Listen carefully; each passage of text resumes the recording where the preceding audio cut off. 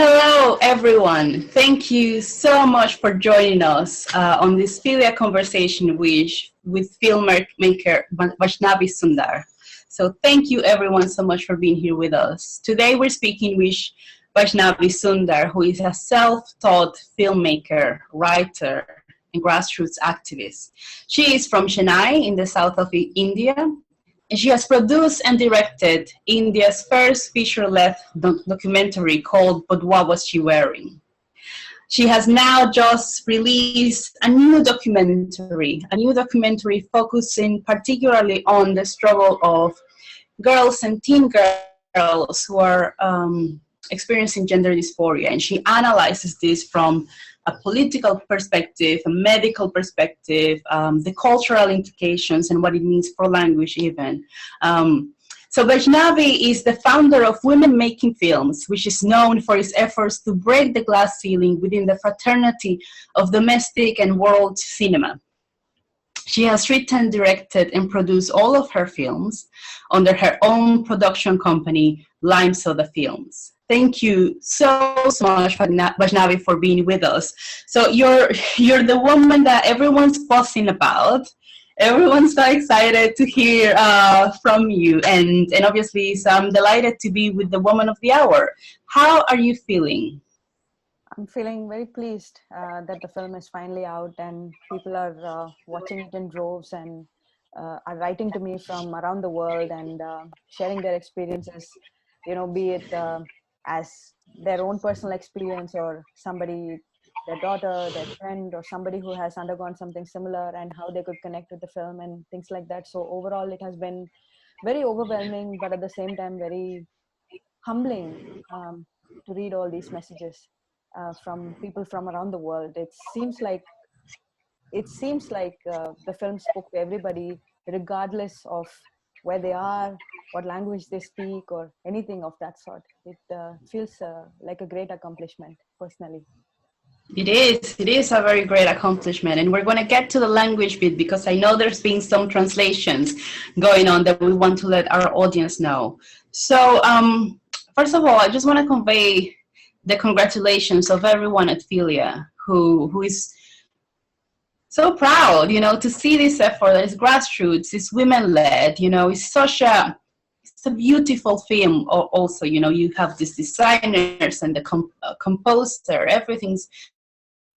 it's very well put together, but it's also, it takes, like you kind of have to step back and sort of take in all of the information from this documentary. So I want to go back to the very beginning. Could you please talk to us about this idea that came to your head? I want to do a documentary about it.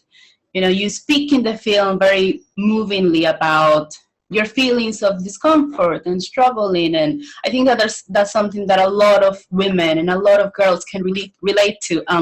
But from that point of, I experienced discomfort, very strong discomfort, to I want to make a film about it. Well, like 4 films about it. How did that came about? So earlier in 2020, something really bizarre happened to me. The film that you introduced in the beginning, But What Was She Wearing, was supposed to be screened in New York, and it got cancelled because the organizers thought that I was transphobic. And ever since that time, I have spoken openly about it, about the fact that they cancelled the screening of the film. And I have written about how I am not transphobic. I am not phobic of anything. I am not anti-trans or anything like that.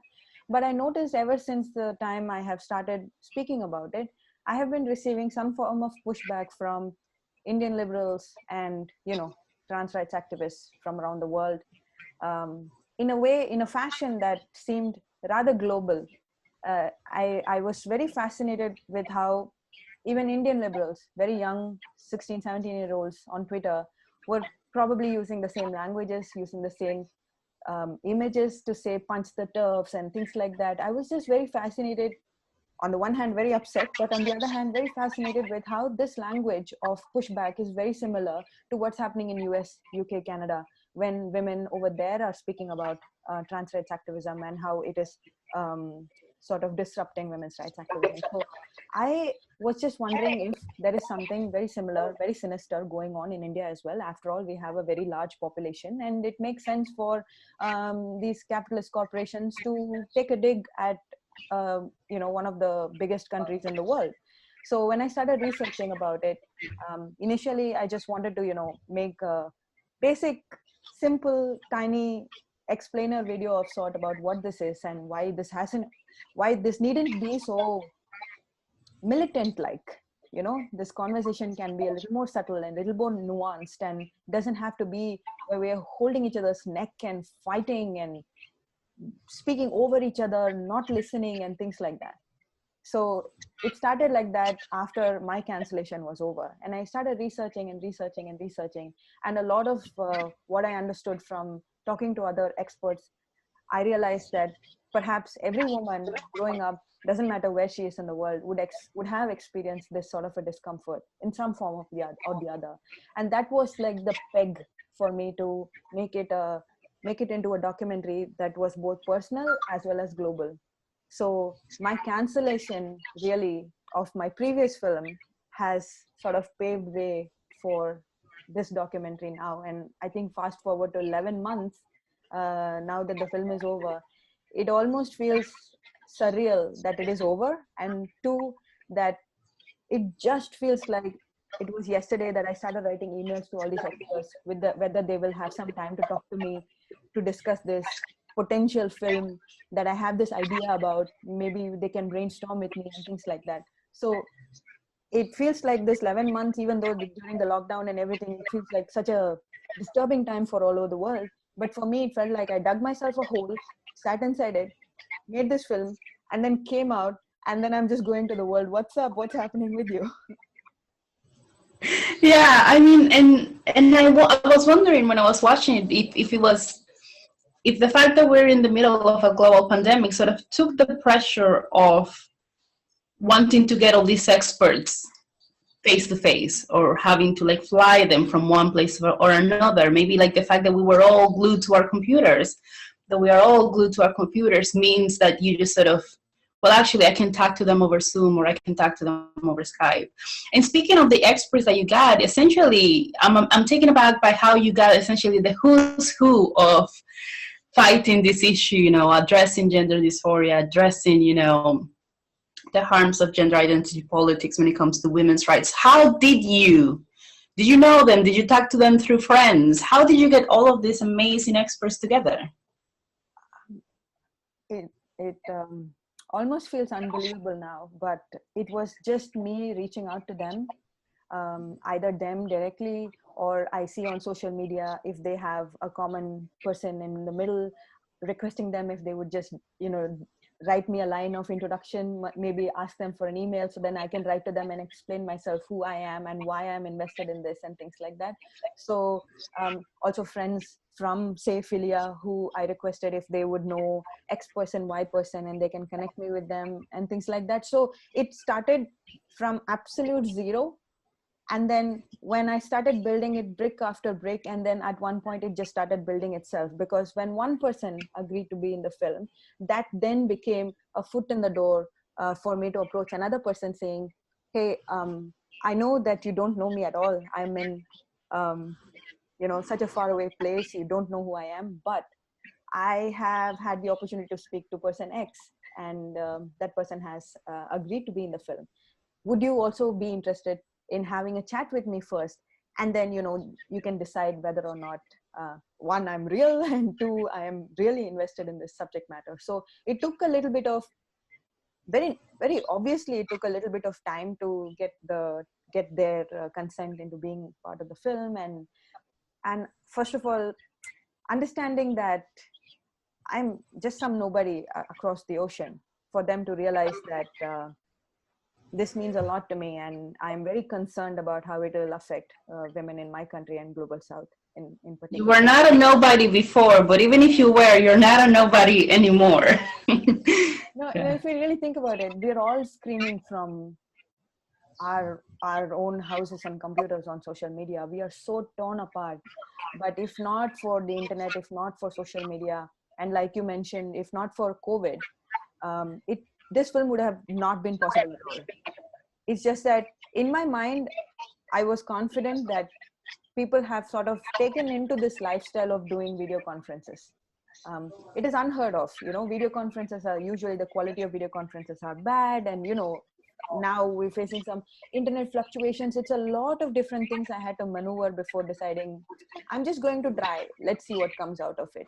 That is how it was. But it started bit by bit, and then at one point I had like 4 or 5 people, and then more people were in fact themselves willing to be part of the film. So it really was a collaboration in the truest sense. When one person started, another person just gathered on, because I realized everybody wanted to speak about this. Yes. And I guess I was just like this source, or a person who would bring everything together, or something like that. Yeah.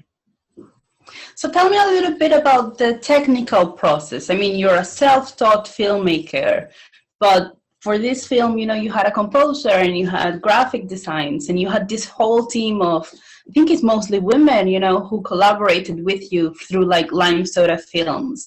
Tell me about the process of putting this technical team together. It's like that for every film where I decide on a topic and I want to assemble a crew. Sometimes I revisit my existing crew, but because in this film there is no cinematography, there is no camera, I basically had to record people online. So it became good because I had to use fewer crew members, fewer technical people, because I could record the interview myself. Otherwise, I had to, take a cinematographer with me, travel wherever the interviews are happening, shoot it, film it, come back and put it on the computer and things like that. So with every film, I put out a request, out in the universe, requesting if they are, say, music composers and have interest in this subject matter. It was a little tricky because the way I found my composer, who's brilliant, and the way I found her was I put out a tweet and somebody sent it to somebody, and then she found it, and then she wrote me an email saying that she is interested. And in the very end, she just mentioned in the passing that if it helps, I'm also a radical feminist. I said, if it helps, you're hired. For that very line, you're hired, because it makes my life so much simpler, because I don't have to explain to her the information, why what is important, why certain music is necessary, or why no music is necessary. She comes with the knowledge herself. So that it was extremely serendipitous. And my animator, she goes by the pseudonym Phantom Paints. I have known her. She's an Indian graphic design artist, illustrator, animator. She's brilliant. I've known her for a while, and we had always thought about doing something together. So that worked out very easily too. So this project is, for the first time, I have myself edited a full-length film. I have done a lot of short films before.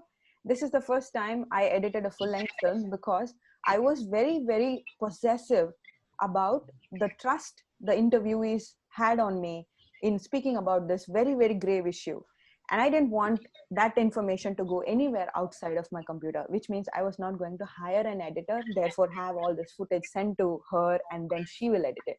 So I taught myself along the job how to edit using a brand new software. I hadn't used that now, during COVID. Yes, along the way, yes.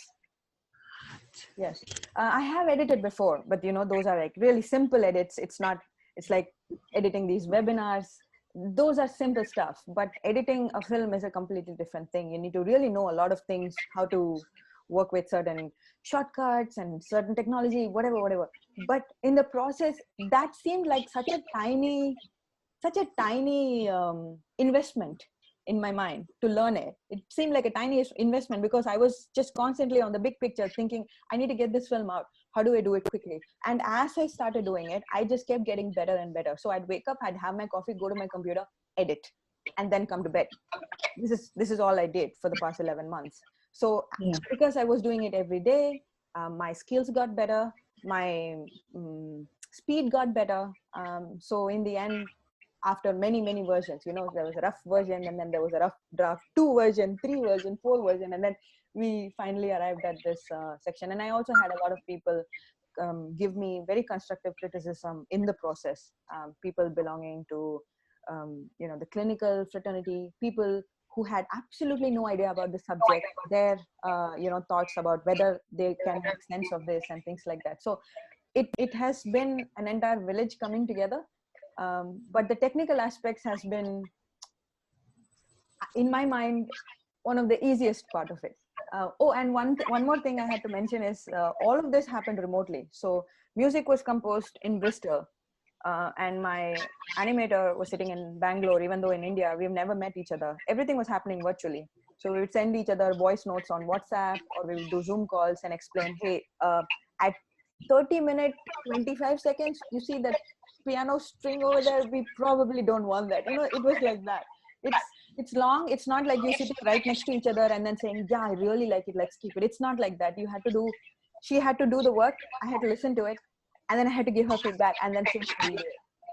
But mostly we had very little redos, because like I said, she had it in her head, what this meant and how this will affect, and therefore she knew from the get-go how poignant and how subtle and yet uplifting the music needs to be. So it has all been like a dream, and the technical part of it is just like a tiny aspect to it, when compared to all the people that have come together.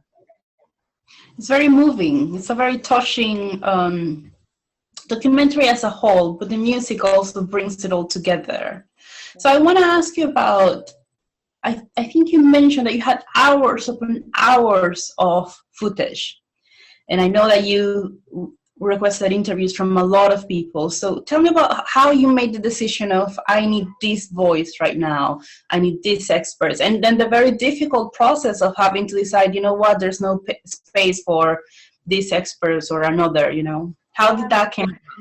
If it was up to me, I would have made a 30-hour documentary, because I got a 30-hour long footage. I mean, of course, it had my conversation, me asking questions. So like roughly, let's say I had 20 hours of footage. And from that, I had to bring it down to about 2.5, whatever hours.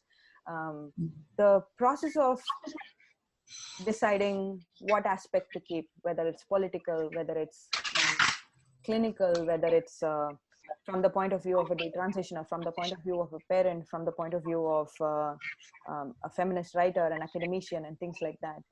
All of that happened in the very beginning itself. In my mind, I had decided, if I'm going to make this film, I'm going to touch upon all these aspects in a way that this film will be a complete encapsulation of all perspectives. So I knew in my mind, I needed to have somebody speak from a political point of view, and therefore I could approach somebody to speak exclusively about that. So there were no like 10 questions that I will ask all my interviewees and everybody will just say it and then I'll have to pick and choose. No, I had to sit down and understand my interviewee first, what their strengths are, what have they been outspoken about, what will they be comfortable talking about, what are the areas that will be good for the film if they speak about it, and things like that. So it was a lot of homework, a lot of scribbling on my whiteboard, a lot of pages and notebooks, tearing it, throwing it away, all of that. But bringing that together, I was very sure from the beginning that it has to be like a multi-point of view documentary. And because I knew that if I don't bring in a feminist point of view, then there is no place for this documentary in my life. I had to bring in the feminist point of view in it. So think about it as you have this art in your mind and you have to recreate it on a canvas. And you know that there are these 10 colors that you need to recreate that canvas, and you're just trying to get those 10 colors somehow. It's like that. And the most difficult part was to decide what not to include. Because sometimes we need to keep in mind the attention span of people, and to keep it really compassionate, empathetic, and tight. Not one extra word I wanted the film to have. Not one extra word about how sad somebody was. I didn't want it to be a saga of sorrow.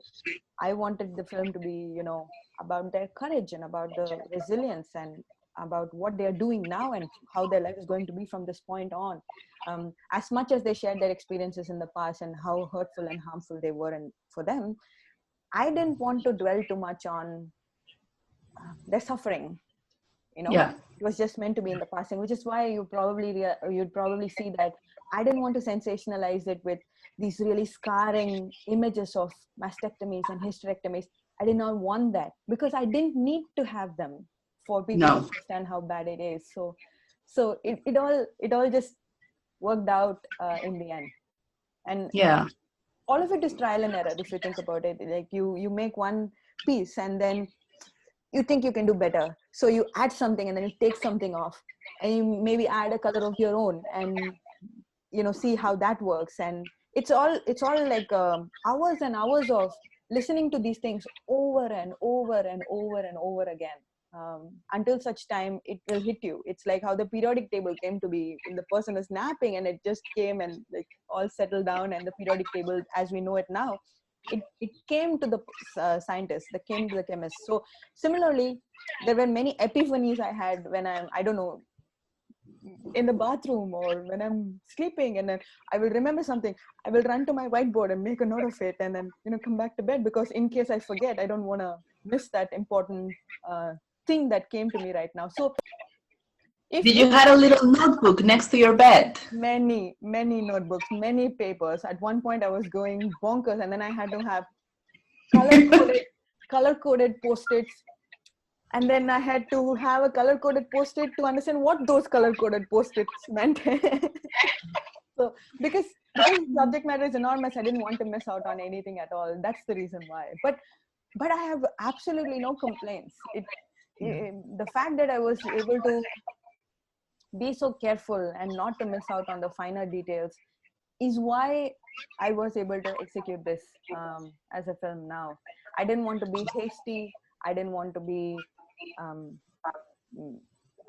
angry or raging about something. I just wanted to speak my truth. That's all. Yes, and you did it beautifully. So we've talked about getting the experts, and we have talked about the technical issues. So now there's this very tricky question of, you're a self-taught filmmaker. This is a grassroots effort. How did the funding came about? Because you look at this documentary and you think, wow, that is gargantuan. That's just a massive effort. So how did that came about? So earlier in 2020, there was this conference that I spoke at called Can I Get a Witness?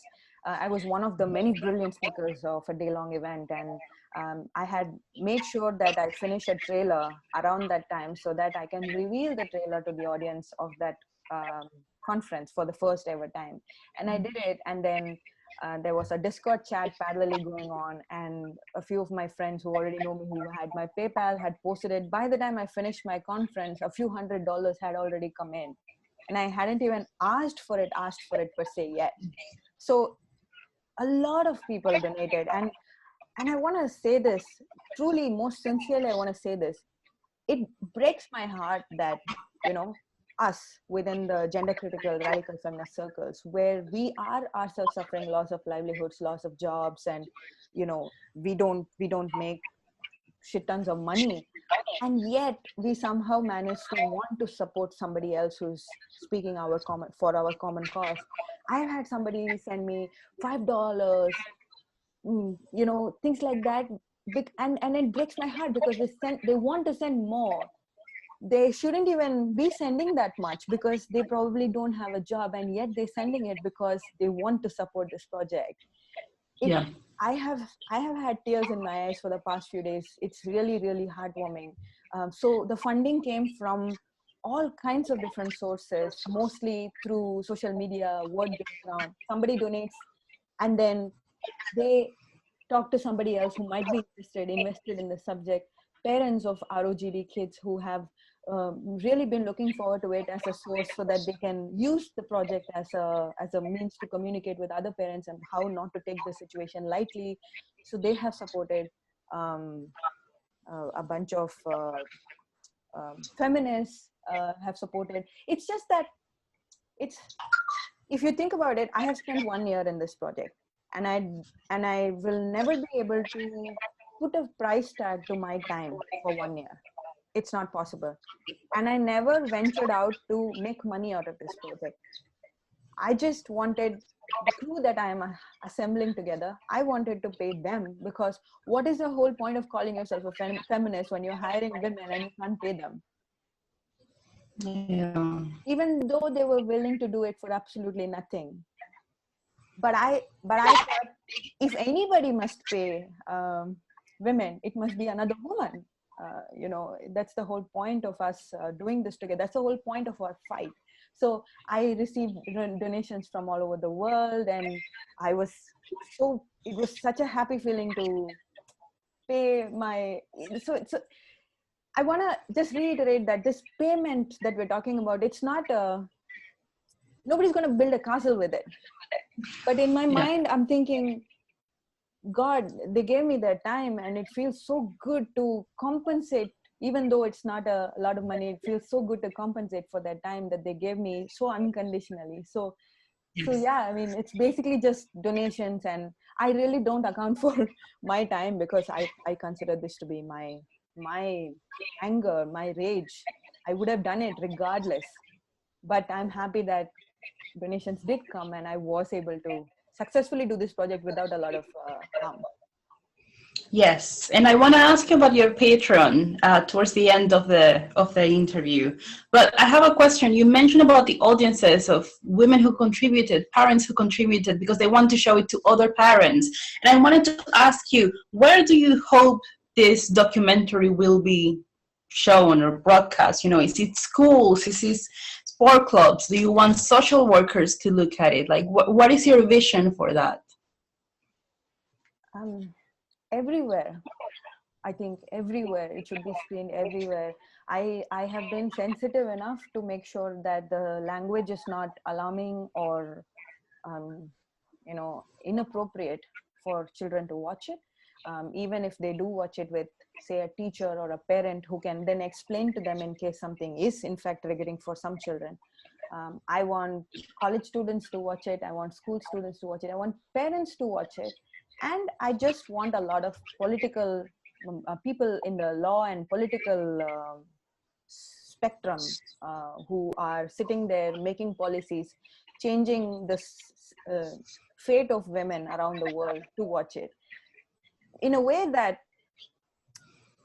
is not a challenge. It's not a duel.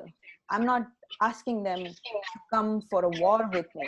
I'm asking them to just listen to me once. Just watch this film. I can't reach out to all of you. I can't go to every country and speak to them and beseech them to take this seriously. But I have made this film hoping that, people can watch it and understand, regardless of whether it changes their mind or not. I just want them to watch it. But in my mind, in my deep, deep conscience, I feel like if 10 people watch it, maybe 2 people will have a change of mind. Because this is so far deep into the whole cult right now, it might be very, very hard to sort of chisel everything out. But if even 2 people can have a change of mind and not conflate gender and sex, and take away women's positions in sports, toilets, and shelters and things like that, that I think is a big success. And if by watching it, even if by hate watching it, a girl who had originally wanted to take testosterone, she decides against it, the film has won. That's all I need. Even if one person decides, like, maybe, oh wow, nobody told me this, is it really this bad? Maybe then I should take some time and reconsider it. Job done. It's like pat on the back for all of us. So yes, wonderful. So let's talk about the reactions that the film has had.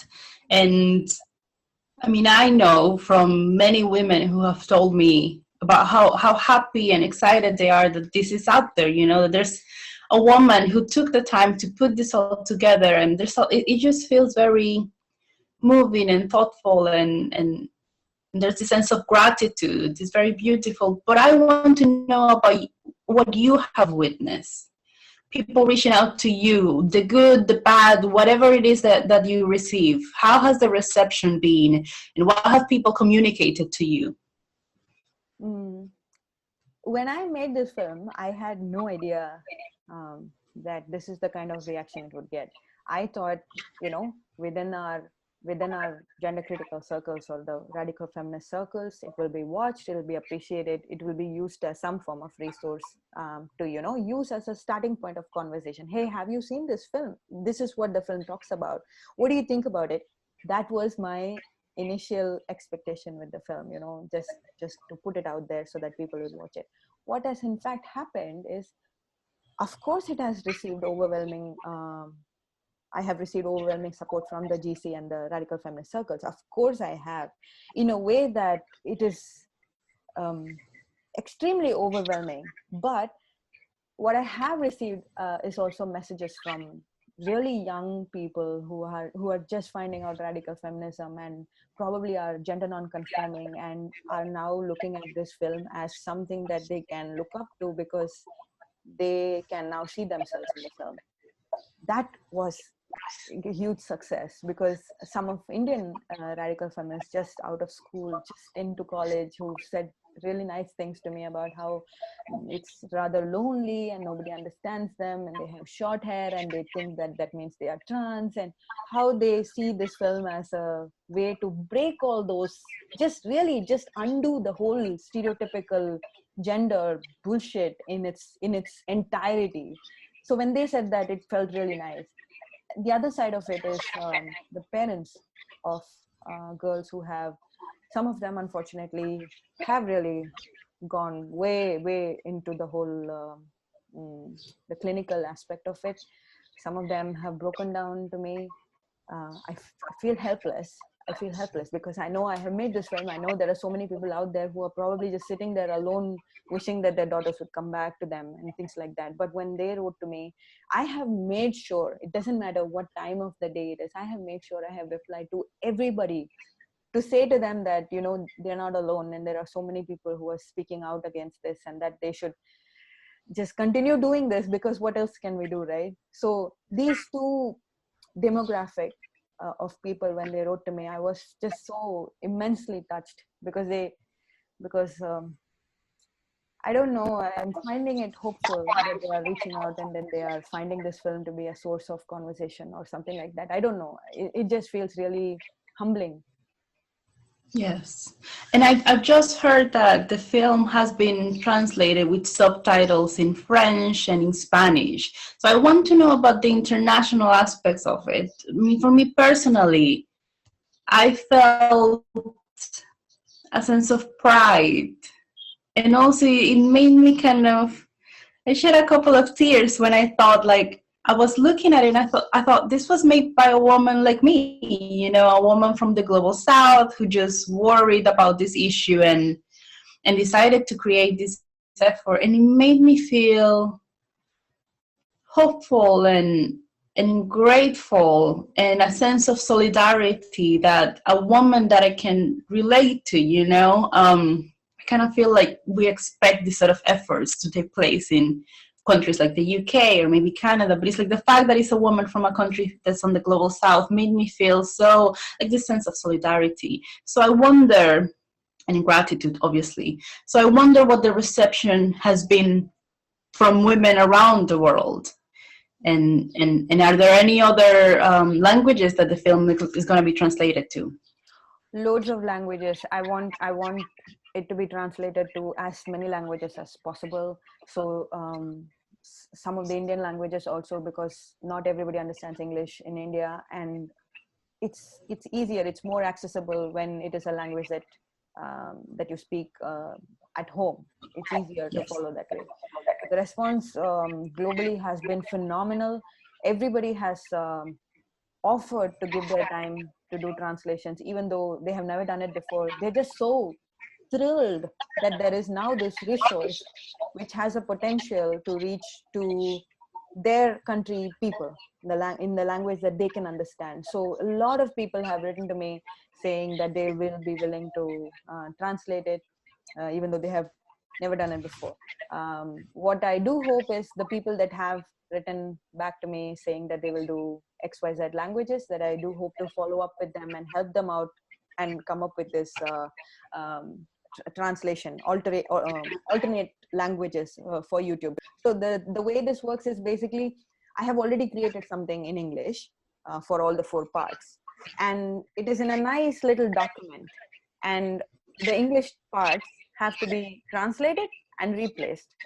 And if they do it continuously till the very end, we have a foreign language subtitle ready. So because I made this easier, it's now also becoming easier for them to do it, even though they have no experience having done this ever before. So I could do it myself, but there is only so much Google translation and context that will make sense. But I was really bowled over by the number of people that came and do it. Everybody is welcome to translate it in their regional language. They just have to write to me, and I'll help them. I'll send them the English file so they can just replace it and send it to me. So it's, yeah. Is there an email where people can reach you? Yeah. Can you mention it? Yeah, it's limesodafilms@gmail.com.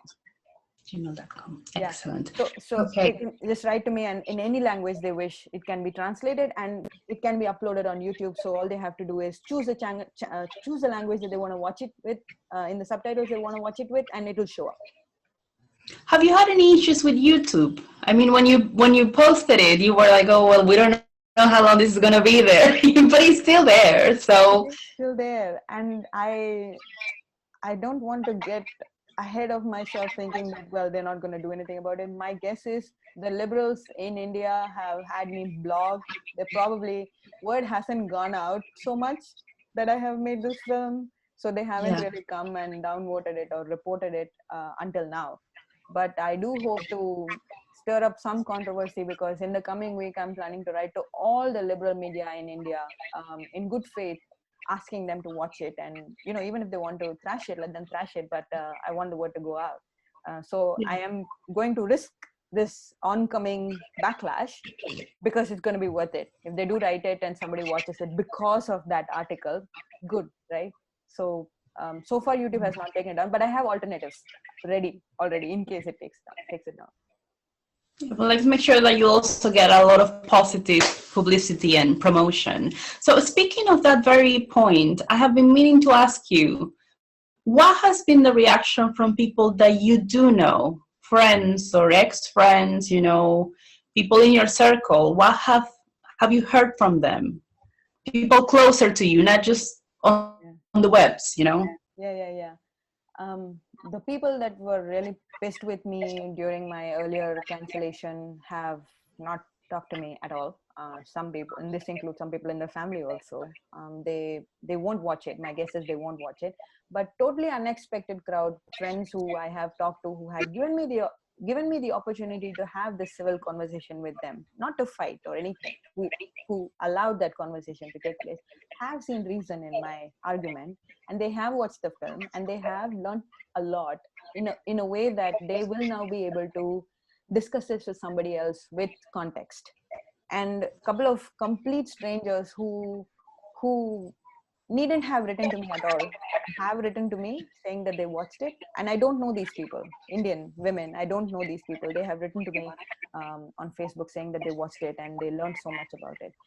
My mother watched it in 2 sittings the day it released, and she cried, obviously, a lot in the end, in the 4th chapter. But she also asked me a lot of questions to understand the whole clinical part of it, because it was all too much for her, because this is nonsensical to their generation. She couldn't comprehend it. So she asked me a lot of questions, and she was really shocked to know that technology has gone this far where one can actually do these changes to their bodies. So she just wished that, you know, a lot of people watch it and they don't do it, because she believes that this film has the potential to change their minds. Yeah, that was my next question, and I hope it's not too personal. But I was wondering, you mentioned in the film that you were growing up in a conservative household. And as we know, you know, families think people change their opinions over time, you know, and family dynamics can, you know, they're not the same, they're not set in stone. So you mentioned how sort of kind of painful that period growing up was because of all the stereotypes, gender stereotypes, sexual stereotypes had been for you. But now, I don't know, 20 years later, 25 years later, how have they received this effort, this documentary? even before this film, I have been pretty open about how my family has sort of mm, been, what shall we say, have sort of been a part of upholding this stereotype in some form of or other. The thing is, in their minds, they think they're doing it for my good. What they don't understand is how it has affected me as a person, how it has affected my confidence, how it has made me opt out of opportunities because I was afraid, because of all the stories that they have told me, that what aspirations girls can have and what aspirations they shouldn't even be dreaming about. I would like to believe that despite that, I have really broken some barriers along the way, because I think I have been a sort of a very annoying rebel child who says, you don't do it and I will do it. So in a way that worked out for me, but they have changed. My family has changed enormously. And because I have been very open about it, I don't think there is any scope for hard feelings, because I will be able to sit down and reason with them that just because you have changed now doesn't mean that the past is going to change too. The past is how it is. And the experiences that I've had as a child will continue to change. What shall we say? Continue to make me the person that I am going forward also. That's always going to be there in the back of my mind. Even now, sometimes when I get out of the house, very irrationally, I check my clothes to see if it's okay to wear whatever I'm wearing to go outside. Very irrational. And I know that's because of this continuous sort of a badgering sort of a conditioning growing up, saying, why are you wearing that? Wear a dupatta on top of it. It's too short. Wear something underneath. Wear a pant underneath. Who wears pant underneath a frock? But we've had to do it because we lived in this really horrible place where women were not treated well. And I understand where they're coming from, but what they don't understand is how it will affect our confidence and things like that, right? So they may have changed, but I will never shy away from pointing out the mistakes of the past. And I'm also a part of that story. It's my story to tell, so I will tell it, and they're all a part of it, and I can't help it. I will continue to speak about it. It doesn't matter. Even the person who sexually assaulted me in the family, I have written about it, and I have confronted him in front of the entire family, and I have no shame. And I will do it again and again. And if he does that to somebody else, I will be the first person to go and come in the way of I don't know. I'm just so angry. These things make you so angry, and how all these people have kept so silent this whole time, until such time that it has dawned on me after 30 years to confront that man. And I remember that day I was shivering. I thought I'm going to just disintegrate and collapse the day I was, asking him why he did it. And my entire family was sitting in front of me. I knew in my mind that I was going to do it on that day. The previous week, I was throwing up out of anxiety, but I knew I was going to do it. And I did it. After that, just my body was shivering. The next few days were scary. I was having nightmares. I thought I was imagining all of it. What have I done to this family? They were calling me names. One uncle came to hit me. So you basically sort of changed the status quo, which they were trying to sort of bury everything underneath and just maintain this homeostasis, right? Like, everything's fine. Our family is so good. And I have wrecked it. And it doesn't sit well with them. So there is this imbalance now, and they don't know what to do with themselves. I was really glad I created that tension in the family. It doesn't matter even if it is affecting me. Even today, I get nightmares about it. But I'm glad I did it. And I will continue to do it, because hopefully somebody will look at it and it sets a precedent. Somebody, if it happens to somebody else in the hands of some other relative, they can probably come to me, just, hey, you wrote about it. This man's doing this to me. What do I do? That's all I want. Come to me. I will protect you. I don't care. I will protect you. Well, and there's no shame in doing that. The shame is not yours to bear, so thank you for sharing that.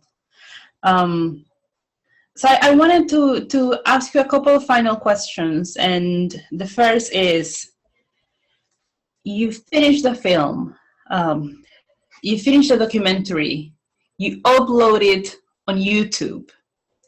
How did you feel the moment that you did that, when it's out there in the world? Oh my God. If there was a microphone in the room when I uploaded it, I thought the whole world can hear my heartbeat because it was that loud and it was in my throat. And you know,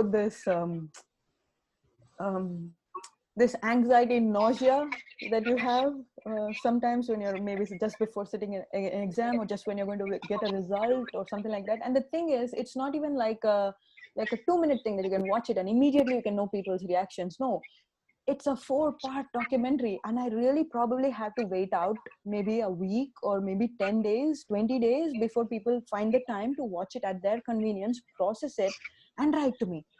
Oh my God, I have not slept. I have not slept because Slept. yeah. I have not slept because I have been really anxious because,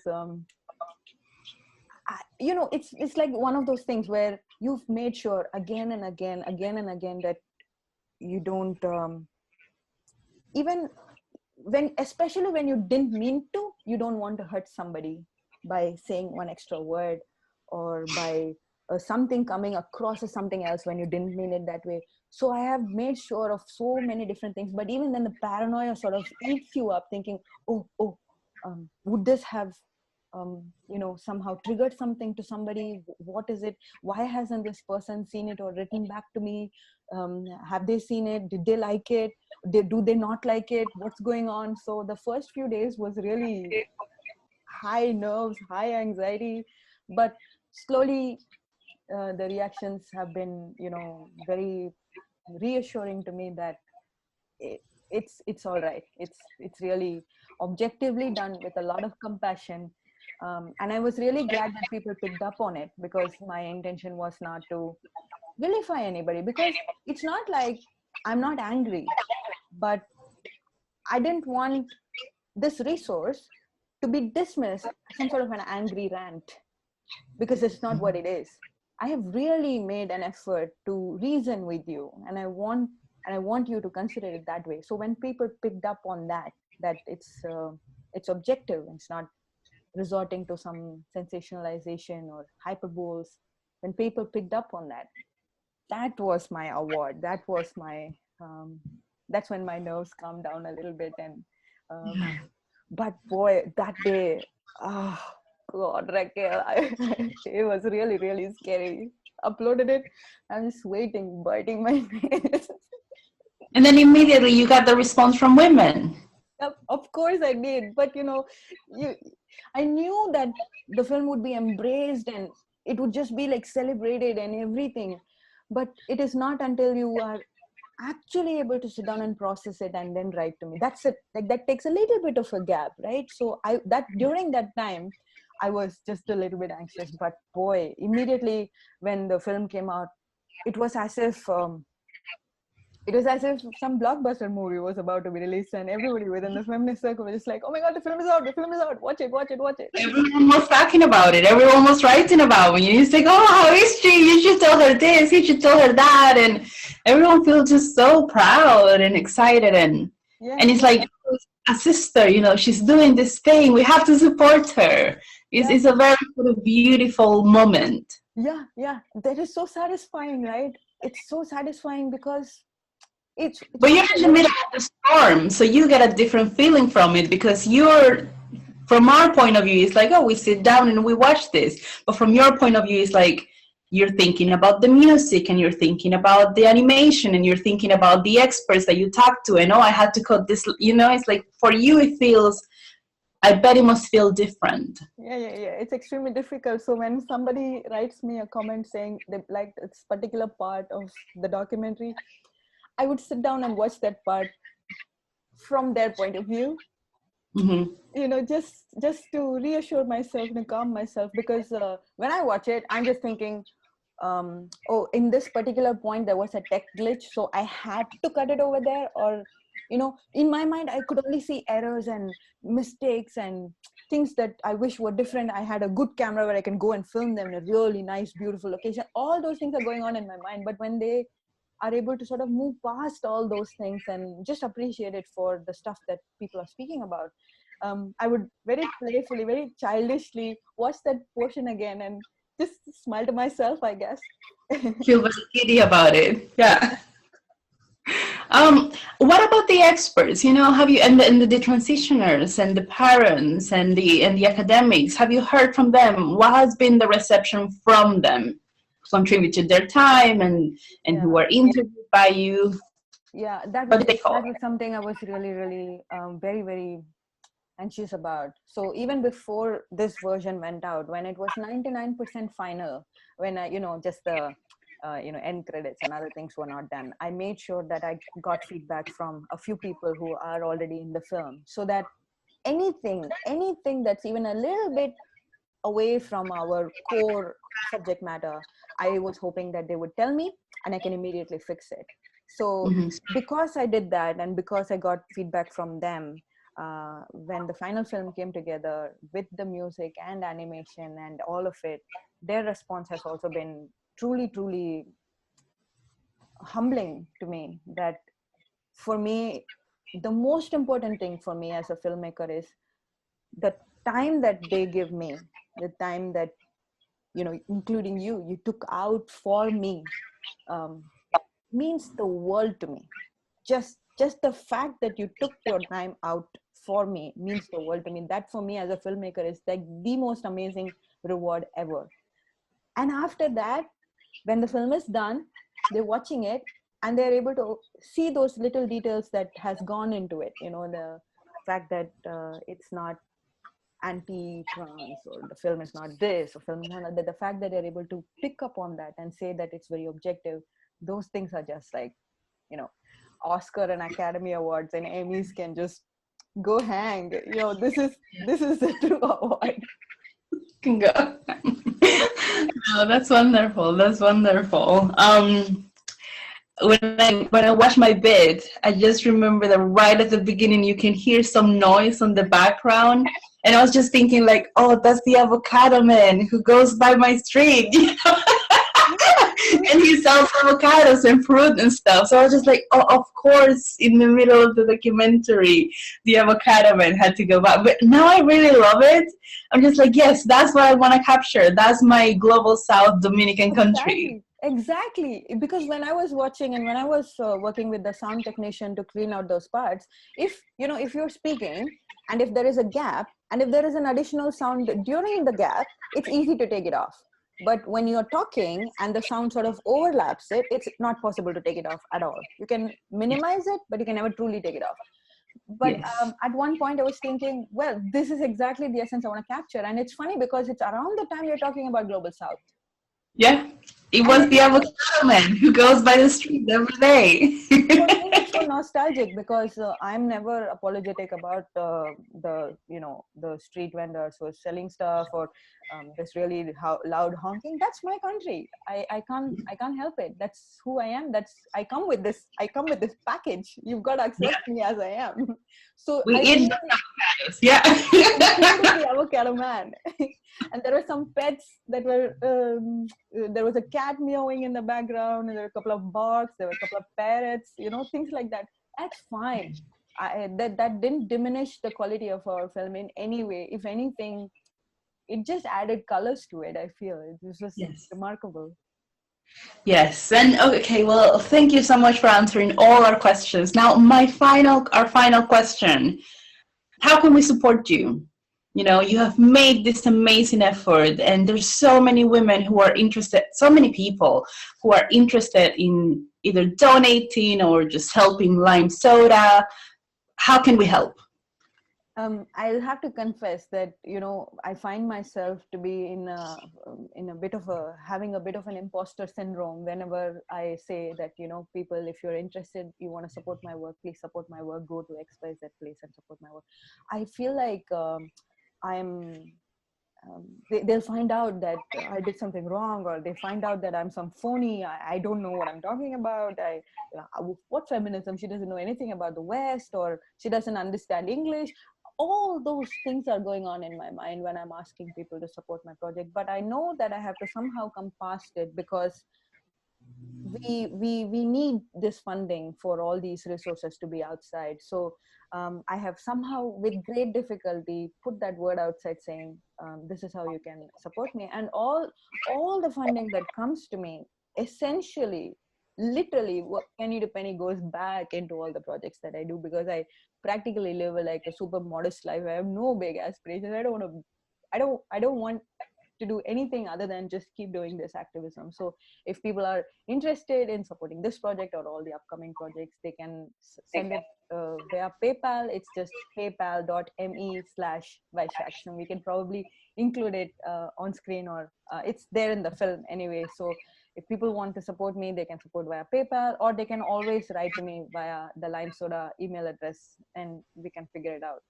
So the funding is just so genuinely, sincerely appreciated.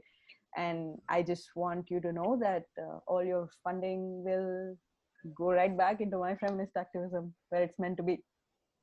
Yeah, and we can see what that donation and that contribution ends up becoming. It's just, it truly is. From all of us at Philia, we really want to congratulate you, because it takes a lot of getting the experts and the technical issues and getting, someone to do the music. It takes a lot of that. But first, before that, it takes a vision. It takes a visionary to imagine in her mind, this is what I want to create.